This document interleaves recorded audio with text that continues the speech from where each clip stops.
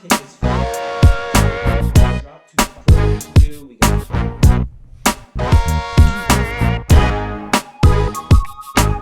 back up.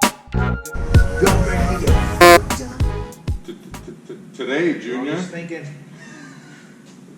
I'm thinking, man.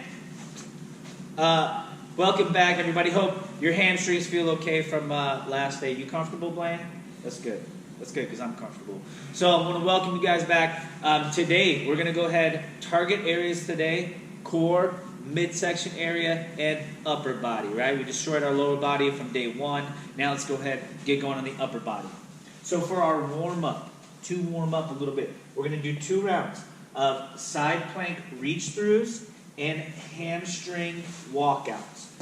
So Blaine is going to go ahead and be almost in the side plank position, right? Not almost, he will be in. And he's going to start with his hand up above his head, or above his shoulders, and he's going to come down, reach through, and when he's reaching through, he's thinking to stretch out this lat. This is where you want to feel a stretch, and then he's going to come back up, and when he reaches back up, he's going to think, squeeze these shoulder blades together. So he's warming up his upper body, right? That elbow's down, pushing against, warming up. When he passes through, he's stretching out that lat, and he's squeezing his shoulder girdle together to get more blood flow, more circulation to that area, so we're open. We have more range of motion in our shoulders for our workout. Nice flex. Now we're going to go to hamstring walkouts. So, just like you are walking in front, you're going to put one foot in front of the other, and you're going to reach towards the outside. And when you're doing this, we're stretching out. This hamstring is that target area. So we did those hamstring curls from the other day. This is what's going to help us stretch that out and feel a lot better, loosening up everything in the backs of our legs. Once we're done with our 10 hamstring walkouts, we've done our warm-up for 2 rounds, we're going to go ahead and get into it. So today we got 4 rounds for these 4 exercises. The first one is tempo push-ups. We have 10 tempo push-ups from a deficit. So what this means is you can do these push-ups from a chair, 2-step stools, anything that you can do to get a lower position. So we're going to show you what that means.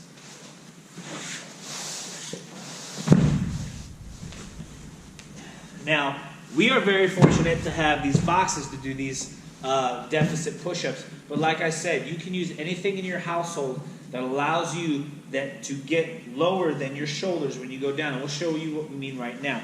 So Blaine's going to go ahead and get set up here, these deficit push-ups. So they're also tempo. So we're going to go 3 seconds down. 1, 2, 3. And you see when he bottoms out, he's going as low as he can. If we were on just a regular ground, his chest would stop right here, but we want to go lower. We want to get extra range of motion. What this is doing is it's increasing range of motion, and it's going to get us a little bit stronger because it's a little bit more difficult us going down that low. So it's 3 seconds down and then fast up. So we're going to be doing these tempo deficit push-ups 10 times total.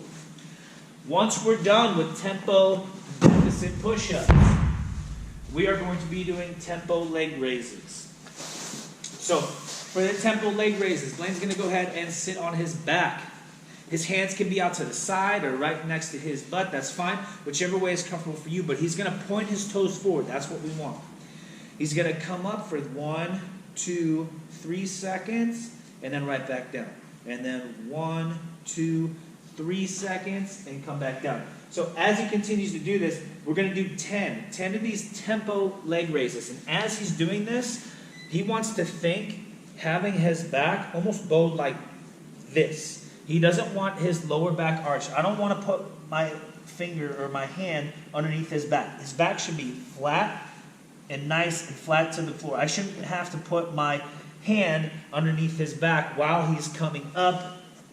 He's good. We want it to be nice and flat. Do not arch that lower back. What you can do to fix this is think squeeze your glutes. Squeeze your glutes. Awesome. So for those leg raises, the target area is this lower abdomen area. All right?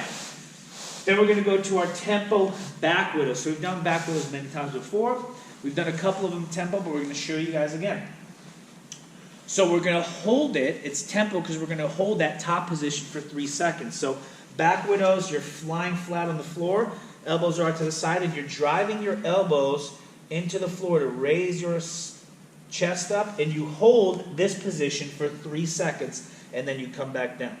And then up, hold, and come back down. Now Blaine's going to go ahead and do a couple more. While he's doing this, remember, he's going to feel it in his shoulder girdle, in the back. The upper back area is where you want to feel this. Squeezing at the top is when you're really going to hone in, feel that burn in your scapula area, in that shoulder girdle. One more time, Blaine. Driving through, reach, and come back down. Awesome. So we're going to do those tempo back wiggles. We have 10 of them with a 3-second hold at the top. Then we're going to do our star planks. So it's either star planks or side planks. Let's start with side planks. This is going to be a little bit easier between the two. So Blaine's going to be on his elbow. His feet are going to be stacked like so. And just like this. Now when he's doing this, you see how his torso is all one line. We don't want the hips to sag down. We don't want him to sag up really high. But he's nice and flat. And also notice how he's not coming forward like this. He's actually nice, and he's got one flat line like this. Awesome. So that's going to be, these tempo or side planks or star planks are going to be for 30 seconds on each side. So now we've shown you a side plank. Let's show you a star plank. So star plank is harder variation of the two. His feet are going to be the same. Notice how they're staggered. They're not on top of each other.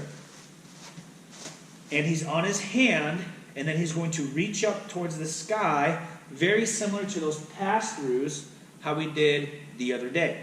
So he's going to be going ahead and reach up towards the sky like this and holding one straight diagonal line just like that for our star planks. Thank you, Blaine. Remember, 30 seconds for those side or star planks. Once you've gotten through all these 4 exercises, you're going to rest 60 seconds and complete for 3 more rounds because we have 4 total rounds for this workout. After you're done with your workout, we have to cool down to reduce the risk of injury. So, our cool down, we're going to start, since we've done a lot of core the past 2 days, seal stretch. So Blaine's going to go ahead and lay flat on the floor on his stomach, and then he's going to push through his hands to stretch out his abdomen. And when he's doing this, I want everyone to focus on breathing through your stomach. Breathing technique when you exercise or when you're trying to relax yourself also has to do with a lot of breathing. So here's where you can practice actually doing your belly breathing. This is going to go ahead and elongate your lower abdominal muscles to help them stretch out more. So you're going to be in that seal stretch for 1 minute. Then we're going to do our lat wall stretch. Lat wall stretch is going to be against the wall, and you're dropping your chest to stretch out this part of your back. It's the side back, the thing that gives you wings, our lats. As he's coming down, he's pushing through, and he wants to feel it right in here on the side. You're going to be in that lat wall stretch for 2 minutes. Then we're going to go ahead and go thread the needle. So if you remember twist across, which we've done a lot of, and we did our last video earlier this week, thread the needle is just the opposite variation. So in twist across, we want to feel it in the front here. In thread the needle, we want to feel it in the posterior deltoid or the back of the shoulders. So Blaine's going to go ahead and get on his stomach, and he's going to go ahead and reach. Let's go right arm underneath. So he's going to reach his right arm underneath. There we go, just like that. And he's going to go ahead and relax. So he's going to roll his body over. So if you can't feel it, say you set up in this thread the needle position, a couple things I want you to focus on. Is your hand down? And if you don't feel it, roll yourself over more so you feel that stretch in the back of your shoulder. That's our goal. If it feels too much, go ahead and back off and bring your torso off a little bit. So thread the needle is going to be 1 minute on each side. Then our last one is going to be a stretch called low dragon, which we don't do enough, but we're going to start incorporating it more.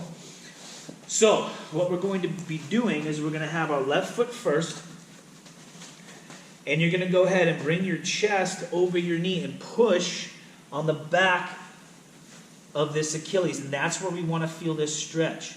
So chest is over your knee, you're applying a little bit of pressure, and we want to feel a stretch in the back of that foot, in that Achilles area. We're stretching that out. We're going to be in this stretch for 2 minutes on each side. Once you're done with your low dragon, you are done for this day. Hope you guys are having a good time, enjoying the workouts. You guys are staying safe. Please email me if you have any additional questions or you have any ideas, anything else you guys want to see. Please check out our educational videos and more to come soon. Thank you.